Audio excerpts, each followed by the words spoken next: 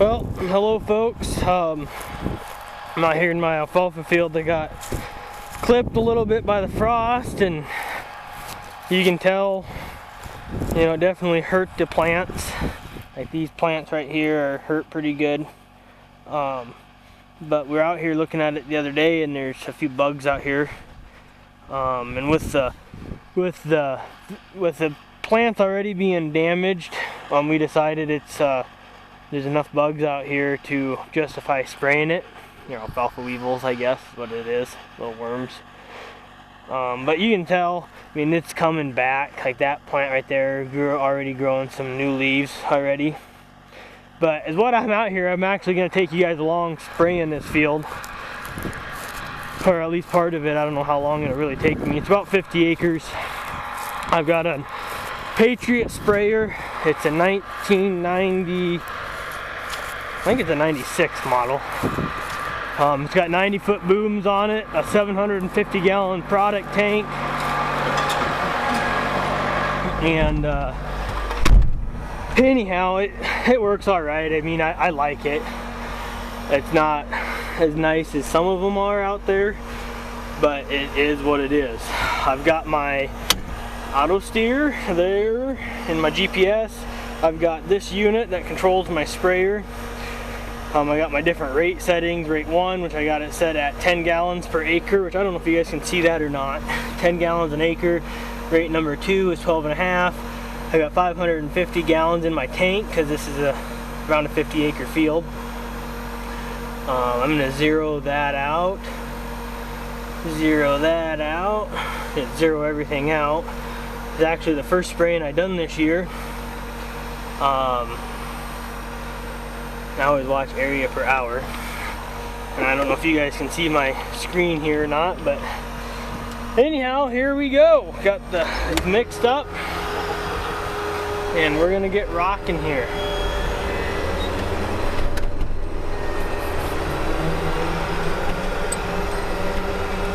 When I turn my switch on, it starts coloring the paint. My boom's just a little low. Gonna raise it up. There we go. We're putting out 10 gallons per acre. We're running about 13 miles an hour right now, covering 145 acres an hour. If I keep this pace up,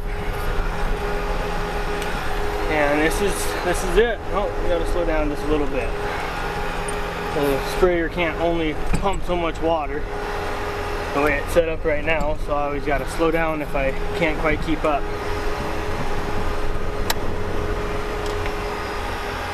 This is our soybean field. This will be one of the fields I'm going to be planting the corn, hopefully maybe tomorrow or the next day. I'm hoping anyhow. Been awful cold here, so we haven't started planting yet, but I foresee here very soon I'll be going ahead and getting out there to plant.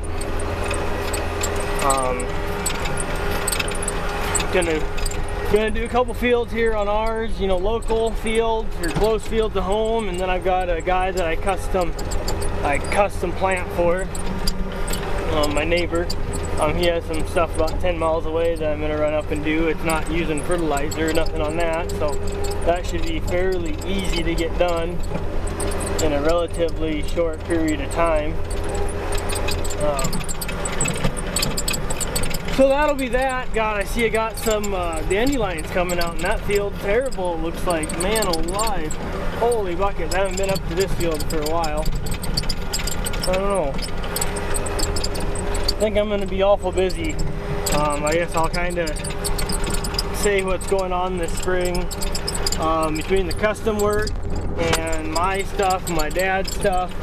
I'll plant roughly 1,400 acres of corn, give or take a little bit. You know, plans always can change. I'll end up planting roughly 1,000 acres of soybeans. So a total of about 2,500 acres I'll plant, just with my corn planter. That's not counting any of the oats I've already drilled. or nothing. So we got that going on. I guess I am the planter driver, about the only planter driver on the farm here on the old Kaler Ranch. And my brother takes mainly care of the cattle and fencing, and my dad he goes wherever, but he has a hard time running the newer equipment with all the fancy gizmos. It's just a little bit too complicated, he says, so he tries to avoid running the sprayer or the planter. We do have a small pickup sprayer that he may use later in the year, or possibly he might run a 3-point sprayer to do around some trees and stuff in the pastures that I can't get to, parts that I can't get to with this behemoth. I'm actually hoping I can spray some pasture today yet, and do that and get that over with. I got about 200 acres of pasture I'd like to spray, but spraying pasture is a slow process. It isn't running 10, 12, 13 mile an hour and spraying 140 acres an hour. It's running like 6 mile an hour and covering 50 acres an hour or less, and it's probably less than that even, because you got to stop and fill more often, because to drive slower I have to put more water out. So instead of doing 75 acres a load, I'm only gonna do I'm probably only gonna do what would that be, like 50 or possibly even less than that acres a load here. Oh, touch the post. I don't know how much you guys are seeing of my looking back and stuff, but I really do like this sprayer. It's been really good. I know one thing, if I bought another one, I would make sure the booms are in working order, good shape, really good shape, because that's actually one of the most expensive things we've done to this sprayer. I've got that side of my sprayer shut off now, so I'm not spraying over there. I'm just spraying, you know, right to the line of the alfalfa, so when people ask or question what I'm doing, that's where my line is, so that's where I'll end up. So this is how I'll do it. I don't have my paint so it shuts off when I shut off a boom, but I did shut off a boom here, the one on that side, so we should be okay there. Yeah, anyhow, I don't remember what I was talking about. I'll be darned. But yeah, anyhow, I guess I'm the main farmer guy. I don't know if I'll get all of my spraying done. Last year I done all of the spraying at my dad's farm, but then my spraying, I did not have time to do it. But last year we had a really rough spring. It was really wet. Had a hard time getting stuff in the ground. I planted forever. Seemed like you'd get going good and something would happen. I'd get stuck or something. I took on a bunch of new ground last year, so it was all a learning experience there. I think I planted like 400 acres of corn for myself, and I think I replanted like half of it, like 200 acres worth or so. So that was a little rough. My first year of kind of doing like corn farming on my own. I've done quite a bit of hay farming before, you know, doing that and stuff, but I never really had a disaster where I had to, say, replant half of it or lost most of my crops. So that was a good time, but I lived through it. I wish I would have been making these videos last year, even though most of them I would have been pretty upset and crabby on, just because things were seeming like I was behind and wasn't getting a good start on things like I would like. But you know, in the end, everything turned out, and that's how I'm going to try to stay this year. We are a little bit behind. It's the 2nd of May. Normally I'd already been started planting already. Give me a second to turn my beast around here. I'd already started planting corn, but I guess I haven't because it's been too cold, and I replanted last year, and I don't want to replant anything if I don't have to. So that is that. For you guys wondering, this alfalfa, I know I mentioned it right away, but this alfalfa field is going to be fine. It is just going to be behind. I shouldn't have to replant it. or anything like that. It's just going to be a little delayed in the first cutting, and it might not be quite as good a first cutting as what it could have been, but it should recover in the second and third as long as we continue to get moisture. I'm looking out, you can see that tint of brown. That actually was not from the frost. That was because we didn't hay the fourth cutting last year. I'm an avid believer of leaving that out unless it's a good price, willing to take it off, but I felt the price wasn't worth it to take it off and then have the snow blow across the field all winter and not actually get caught on the field. And we haven't been getting a lot of snow, but all the snow we can get caught on the field, you know, helps our spring moisture supply. So I always try to leave some out and not cut it right at the end of the year here when we're going along.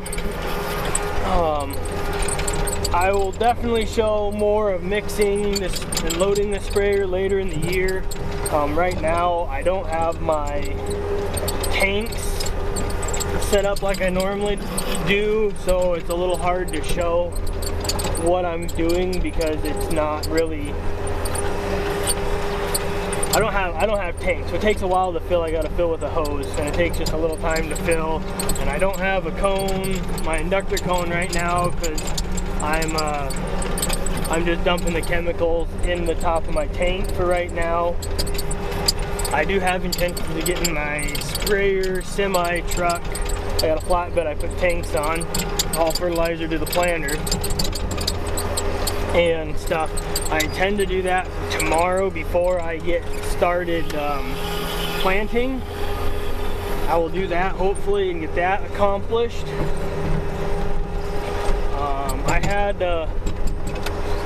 Yesterday I had a friend of mine, been a long time since we've seen each other, but he's back in the country now and he's gonna try to do a little bit of farming, and he asked some advice. He actually seen one of my videos on YouTube and he called me up and was like, hey, is that you on YouTube? And I said, oh yeah, that's me. He said, well, I got questions about some alfalfa. So I actually took him out and we looked at this alfalfa field and the alfalfa field that I no-tilled for my other friend here a couple weeks ago, and I think I'm gonna go over this evening and actually help him plant some alfalfa on his farm that he's kind of gonna work on a little bit, and it's him and his dad over there, and just a small farm, but I'm really happy that he called and he's asking for advice so he gets a start on the right foot.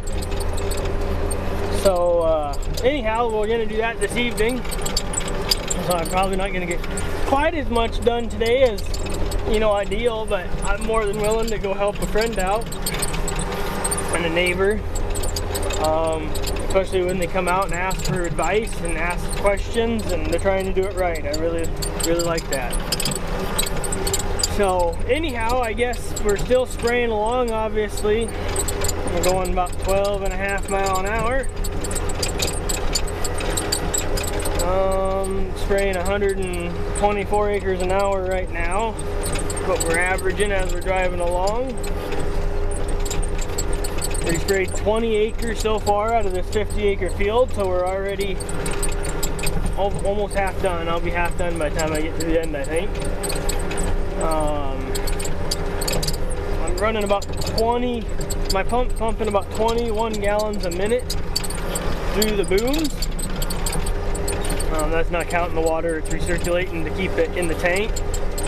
Because I'm really not sure what else I can really show you guys on here. My auto steer it's got the motor like there.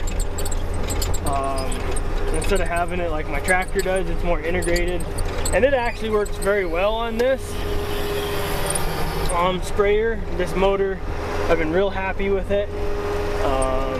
Actually, I ran this in my tractor for a while, but I spray and I plant at the same time, so I have a hard time.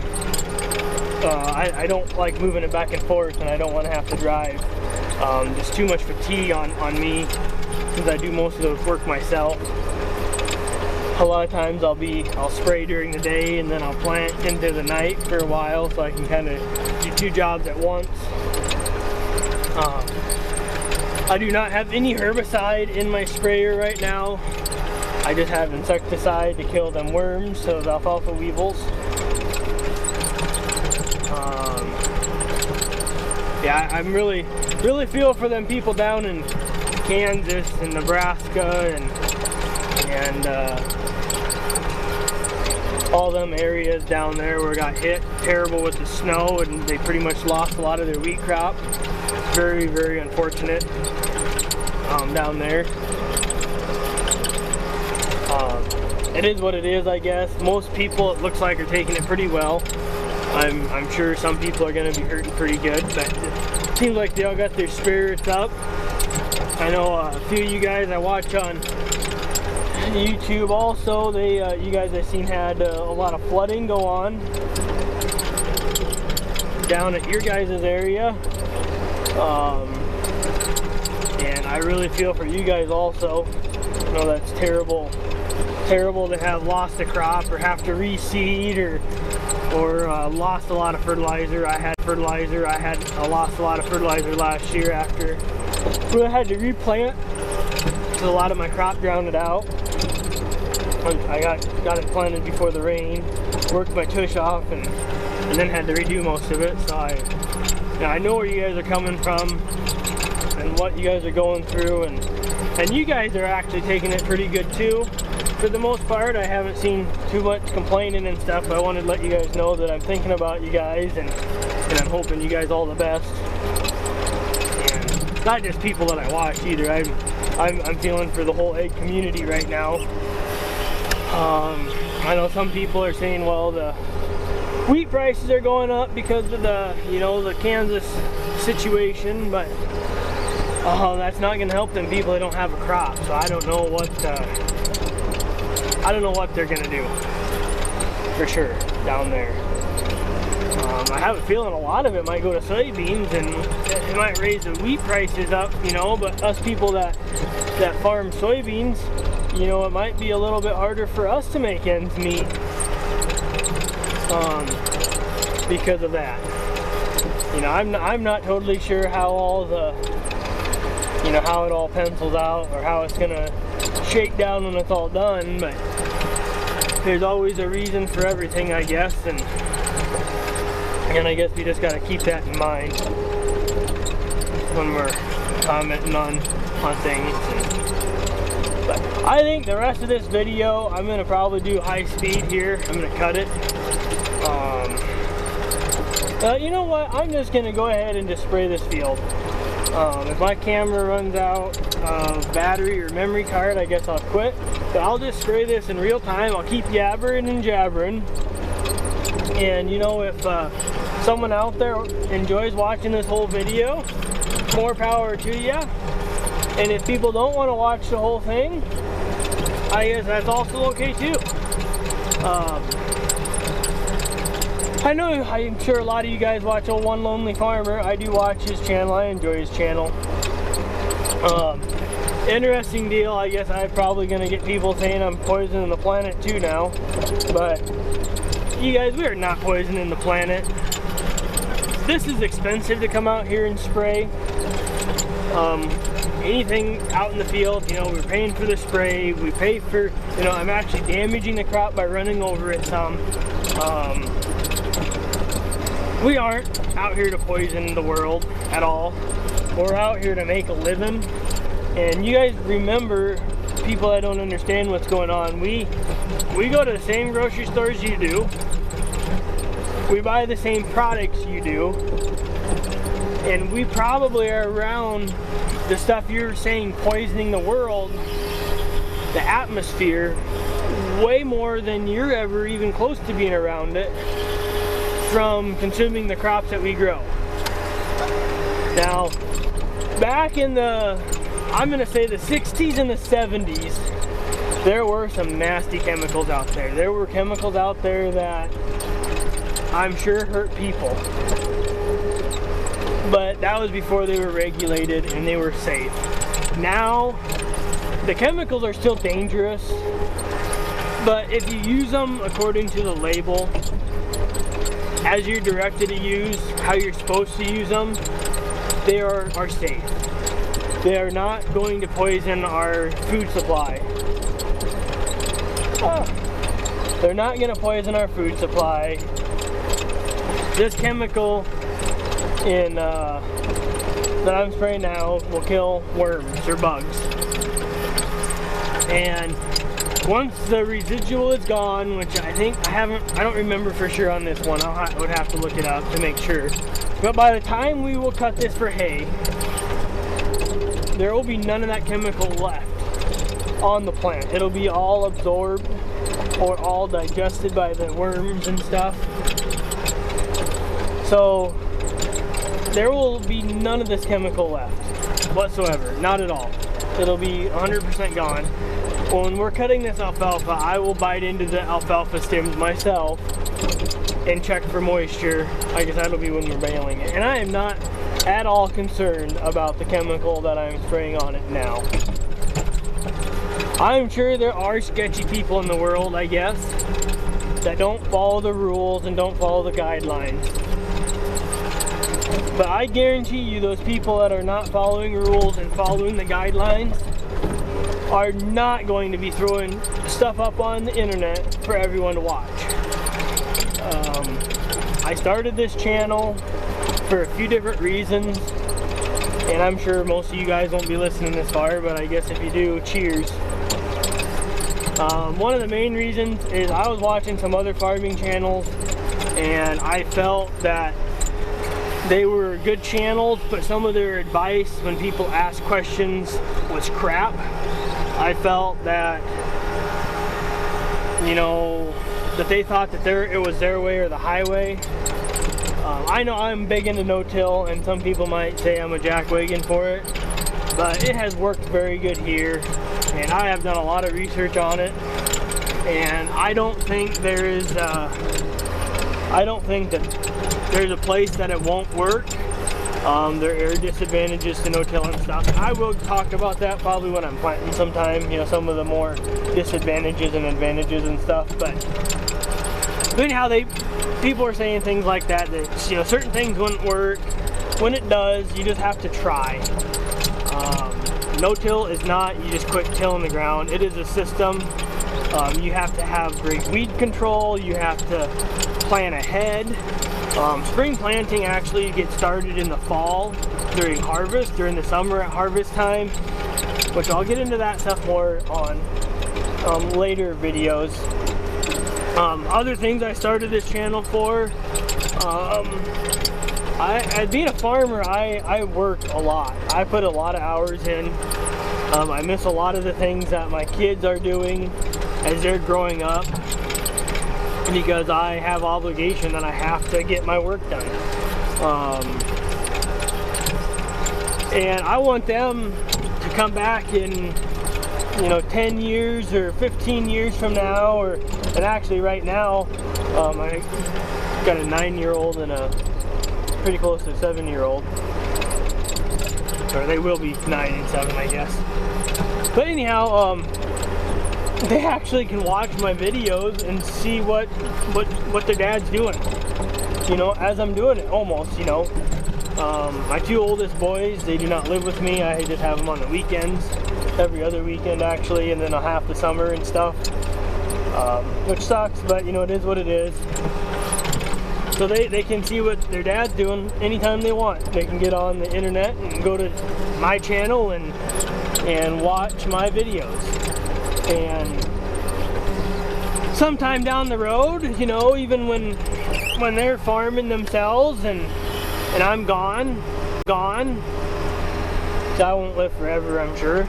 You know, they can come back and they can watch what their dad done 10 years ago, you know, if YouTube's still around by then. I know, I go back and I watch home videos that my parents had made and stuff back when I was younger, and all of us kids and stuff generally get a pretty good time, you know, laughing about it and chuckling about us kids when we were little, and you know, watching Dad do some farming when we were little. And you know, I'd give quite a bit for being able to hang out with my grandparents again, or you know, just hang out. I was pretty little when my grandparents passed away, and it'd be nice if they had a channel that I could go back and watch. you know, now down the road since they've been gone, and see my grandpa's perspective on things and stuff. So anyhow, those are kind of the main reasons I made this channel, and I made some pretty decent friends here, and I'm sure I'll make a lot more friends on here. I've talked to a few people back and forth now and again, and I enjoy the comments and the interaction with different people, and the different thoughts and the questions and different opinions. I guess the only comments that I don't appreciate are negative comments, which so far I guess I've been fortunate I haven't had to deal with that too much yet. But I hope that all the positive comments will stand out and continue on. And I hope all the people I've met and stuff so far since I've started actually putting videos up, those people, you know, continue to grow their channels and continue to grow our friendship with one another. Going through a creek here. Little draw. But anyhow, I guess that's kind of it. I guess I don't know what else to talk about right at the moment. I guess when I turn around, I'll talk about my controls for the sprayer, since it's not automated. I've got my GPS screen up here on top, and I've got my sprayer controller down here on the bottom. My steering and stuff is all done with this screen. The chemical is actually kept track of on this screen. The weather conditions, the temperature, what chemicals I use are all kept track of on this screen. This computer thing down here actually just runs the valves that turn on and off each boom and control the product flow rate. It's a Raven 440 for you those that might ask that question. And I have 3 boom sections. Each boom section is 30 foot. Pesky little creek here again. I do not have automatic boom height on this, so I have to be careful not to hit my booms on the ground. But by the way, this is my last pass. You can see on my map here, I've done that side, and that's my first pass that I made when I started the field, so we'll be done here once I get to the end. Not really sure how long this video is getting, but we've done 50 acres so far. So that's that. If anybody has any questions or comments on my sprayer, I know that it's old, I know it rattles, I know it shakes, but it's way better than what some people have, and I'm glad for it. I'm glad we have this sprayer. It's better than nothing. Our problem around here with hiring it done is we can't hire it done because nobody wants. It's hard to get a sprayer out here when you need a sprayer. If I would have called a sprayer and said, hey, I got an alfalfa field that needs sprayed, they'd be like, you know what, you're the 20th one that called today, so you're gonna have to just wait. So I guess I'd have to just wait if I didn't have my own sprayer. But generally I try to do all my own spraying for that reason, because spraying when it needs done, and everything you can do yourself is good. There is a lot of pheasants out in this field. A lot of pheasants out in this field. Holy buckets. But anyhow, I'm going to wrap up the video here. I'm going to fold up my sprayer. I'm done spraying the field. I got 54 gallons of water left, which is fine. I will use it on the next field that I spray. And the chemical I've got in here will not hurt that. The next stuff I'm going to spray, so that is okay. I sprayed a total of 52.1 acres. I used about 500 gallons of water. And that is that. So I'm a little rusty on folding this up. I can't remember hardly the sequence that I need to fold it up in, but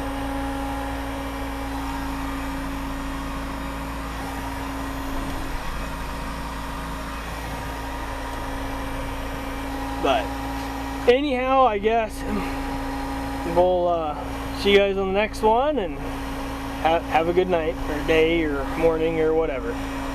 Please comment, rate, and subscribe for more. Bye.